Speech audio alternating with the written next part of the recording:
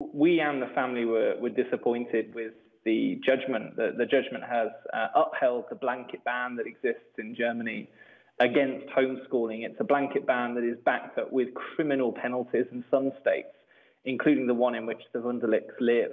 And they essentially, the court adopts the reasoning of the German authorities, and they say that this ban is necessary to avoid parallel societies coming into being, and that the ban is necessary so that the children can learn tolerance, respect, assertiveness, and it's necessary to create a pluralistic society.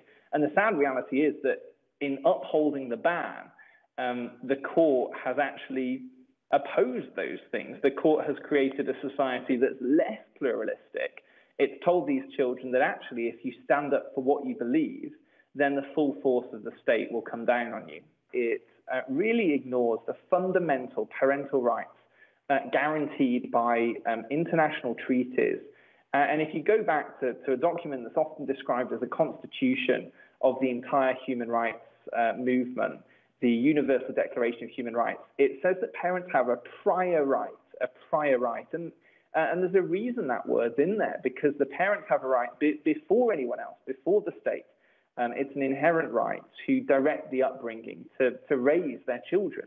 I mean, certainly our hope is that the Wunderlichs will be left to live their lives. The children were subject to an assessment, and the authorities determined that they performed in some areas above average, in some areas below average. In other words, probably like most students around the world. And they were also subject to an assessment that they're not really in danger in any way at home. And that's the word the German government had used, that the parents were endangering the children. And so on that basis, after the 3 weeks of separation, those 4 children were returned to the family. And we hope that that's the way that things will stay, certainly while this appeal is in process over the coming